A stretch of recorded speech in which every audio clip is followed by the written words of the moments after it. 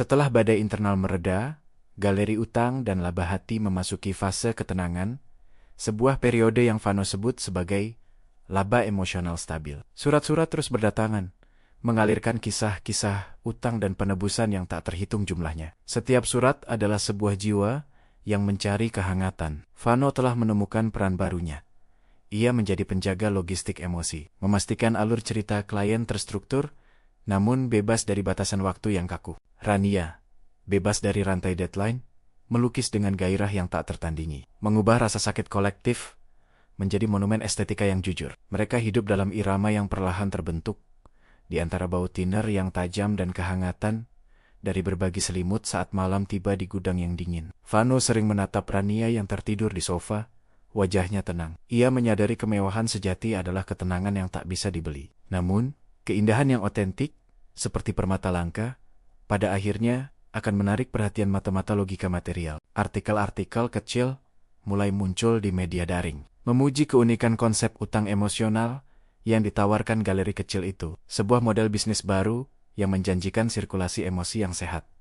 Demikian bunyi salah satu judul yang dibaca Vano, membuatnya sedikit bangga. Galeri mereka yang dibangun di atas kehancuran, perlahan menjadi mercusuar yang menarik kapel-kapel yang hilang dari lautan korporat. Vano menyadari, ia harus menjadi benteng, mencegah idealisme Rania menjadi santapan bagi logika lama yang ingin mengkomersialkan jiwa. Pagi itu, saat Vano sedang memeriksa material cat, sebuah mobil sedan mewah hitam berhenti tepat di depan pintu gudang. Dari mobil itu, keluarlah seorang pria parubaya yang mengenakan setelan jas abu-abu. Auranya memancarkan kekuasaan yang dingin dan familiar. Pria itu adalah Tuan Haris, direktur galeri Prestige, galeri elit yang pernah menjadi pesaing sengit firma investasi Vano. Tuan Haris tersenyum, sebuah senyum yang tidak mencapai matanya, melainkan hanya menjangkau kalkulasi di benaknya. Vano, sebuah tempat yang mengejutkan untuk seorang maestro angka sepertimu, sapa Tuan Haris. Melangkah masuk ke dalam gudang dengan langkah hati-hati. Rania, yang sedang melukis di sudut, menghentikan kuasnya, matanya menyipit, waspada terhadap kehadiran logika yang mengancam. Vano melangkah maju, tubuhnya menjadi perisai bagi Rania. Tuan Haris, galeri ini adalah rumah dan bisnis kami. Ada keperluan apa Anda datang? Tuan Haris mengabaikan kesopanan Vano. Matanya menyapu dinding yang dipenuhi utang emosional dan kanvas Rania yang penuh warna. Menarik. Konsep yang sangat menarik. Kontrak abadi, penebusan dosa, ini adalah niche pasar yang belum pernah tersentuh. Katanya, nadanya terdengar seperti menganalisis komoditas. Rania tidak suka bagaimana Tuan Haris menyebut seninya sebagai komoditas atau niche pasar. Ini bukan pasar, Tuan Haris. Ini adalah katarsis. Rania menyela, suaranya tajam. Tuan Haris tertawa kecil, suara tawanya kering, seperti uang kertas lama. Katarsis bisa dipaketkan, Nyonya, dan apapun yang bisa dipaketkan, pasti bisa dijual mahal. Itu logika.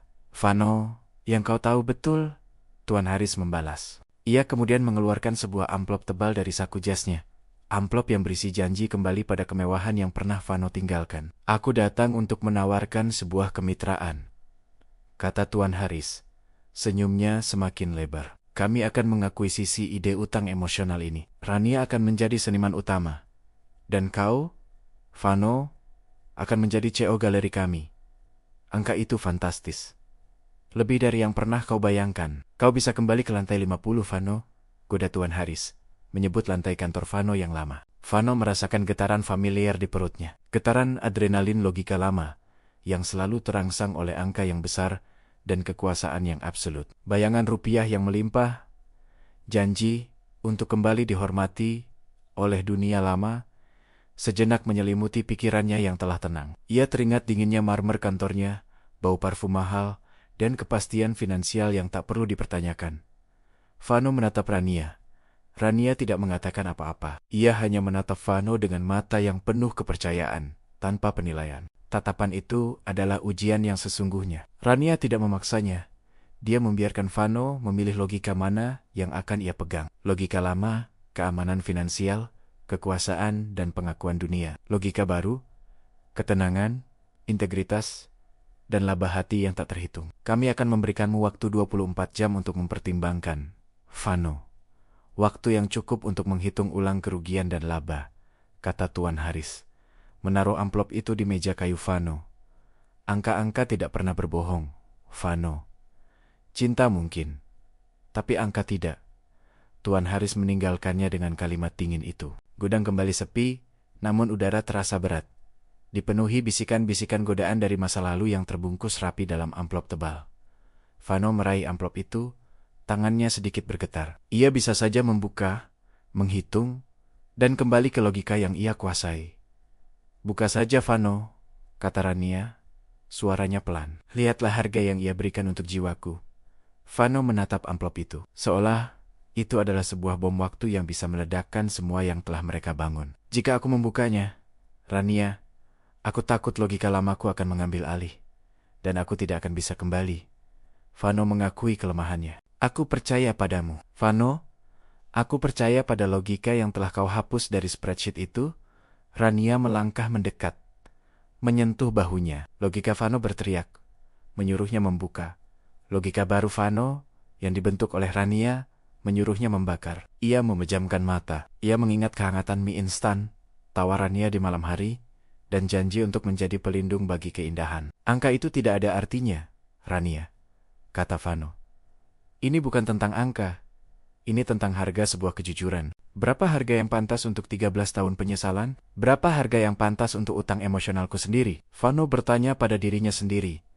Pada langit-langit gudang, Rania memeluk Vano dari belakang. Harga itu sudah kau bayar saat kau membuang semua yang kau miliki di bank dulu. Jangan biarkan mereka membeli pengorbanan kita, Vano. Jangan biarkan mereka mengubah galeri ini menjadi mesin pencetak uang. Rania berbisik. Vano menarik napas dalam-dalam. Ia harus menghitung, bukan rupiah, tetapi nilai sempurna dari utang emosional. Ia berjalan ke mejanya. Ia mengambil pena, bukan untuk menandatangani kontrak Tuan Haris, tetapi untuk menuliskan logika finalnya. Vano mengambil kertas kosong, sebuah kanvas logika. Ia menuliskan sebuah formula tunggal yang menjadi resolusi batinnya. Formula logika baru. Laba hati sama dengan jumlah dari pengakuan kali kepercayaan dikurangi utang emosional. Ia menyadari, dalam formula ini, uang tidak memiliki variabel sama sekali. Uang adalah konstan yang harus diabaikan demi mencapai nilai variabel yang tak terhingga. Ini adalah logika yang jujur. Logika yang ia pelajari dari Rania. Vano menoleh kepada Rania. Matanya kini jernih. Bebas dari bayangan lantai ke-50, aku akan menolaknya. Rania, tapi aku akan menggunakan logika yang Haris pahami, kata Vano. Senyumnya kini hangat dan pasti. Rania mengangguk. Tunjukkan padanya bahwa ada harga yang tidak bisa ia bayar. Vano mengambil amplop itu lagi. Ia tidak membukanya. Ia menyertakan surat penolakan di bagian luar amplop. Ia menuliskan tanggapannya dengan kaligrafi yang rapi, menggunakan bahasa bisnis yang tajam dan tak terbantahkan. Kepada Tuan Haris, Direktur Galeri Prestige. Utang emosional yang kami kelola memiliki nilai buku yang tak terhingga. Tidak dapat dilikuidasi atau diukur dalam rupiah. Kami menolak tawaran akuisisi Anda. Galeri kami sudah mencapai laba hati maksimal. Kami tidak memerlukan 30 yang Anda tawarkan. Karena laba hati kami telah melebihi kebutuhan material. Utang kami lunas. Dan hati kami surplus. Hormat kami, Vano, CEO, Logistik Emosional. Vano melipat surat itu dengan presisi dan meletakkannya di atas amplop uang. Sebuah penolakan total. Rania menatap Vano. Matanya berkaca-kaca. Logika telah kalah dari cinta. Dan itu adalah kemenangan yang paling indah. Kau berhasil, Vano. Kau berhasil membuktikan bahwa kau telah berubah. Sepenuhnya, Rania memeluknya erat-erat. Vano mencium kening Rania. Aku tidak akan pernah kembali ke angka yang tidak memiliki jiwa. Rania, tidak akan pernah. Mereka mengirimkan kembali amplop itu melalui kurir. Sebuah paket berisi penolakan tegas atas godaan terbesar mereka. Tuan Haris tidak menelepon lagi. Kesombongannya terluka oleh penolakan yang menggunakan bahasanya sendiri. Logika keuangan. Dunia luar mungkin menganggap Vano gila. Mantan direksi yang menolak kekayaan demi seni yang tidak jelas. Namun, bagi Vano, ia telah mencapai titik tertinggi dalam karier keuangannya. Ia telah memilih aset yang tidak pernah terdepresiasi. Mereka kembali ke rutinitas. Tetapi kini, galeri utang dan laba hati terasa lebih kokoh. Fondasinya telah diuji oleh godaan. Vano kembali fokus pada pekerjaannya. Mengurus inventaris cat dan kuas, pekerjaan yang dulu ia anggap remeh. Ia kini melihat keindahan dalam keteraturan material yang ia urus, sebuah logika yang melayani estetika. Ia membeli sebuah buku tentang sejarah seni untuk Rania, sebuah hadiah yang penuh makna. Rania, sebagai balasannya, melukis potret Vano, bukan dalam setelan jas, tetapi dalam kemeja linennya yang sederhana. Ia melukis Vano dengan mata yang memancarkan kehangatan, seolah logika di dalam dirinya kini berpendar dengan warna-warna lembut. Lukisan itu menjadi mahakarya pertama Vano, yang tidak dapat dijual. Itu adalah utang emosional yang dibayar lunas dengan cinta.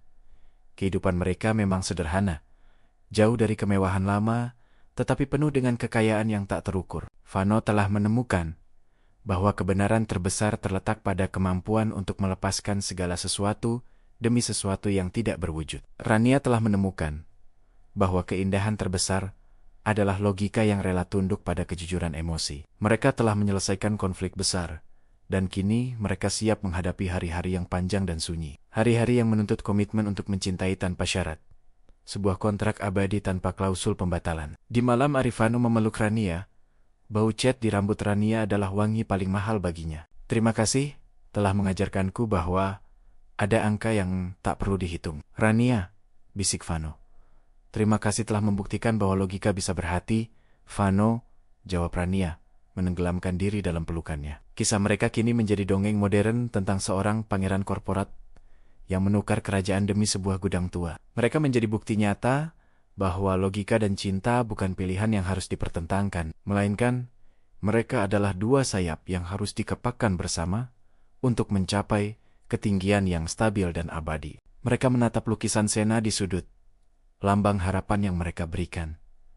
Tugas mereka belum selesai. Mereka harus terus menjadi penjaga logistik emosi bagi dunia yang haus akan kejujuran. Gudang tua itu kini bersinar, bukan karena lampu kristal, tetapi karena cahaya rekonsiliasi yang sesungguhnya. Ini adalah awal dari babak baru, di mana laba hati menjadi mata uang tunggal mereka. Mereka menutup malam itu dengan ciuman yang menjanjikan, sebuah ciuman yang menandatangani kontrak abadi. Jika Anda menikmati alur cerita ini, jangan lupa untuk mendukung kami. Mohon kiranya untuk menekan tombol like, share ke teman-teman pecinta sastra Anda, dan subscribe ke channel Narasi Sastra. Dukungan Anda memungkinkan kami untuk terus menghadirkan kisah-kisah mendalam lainnya.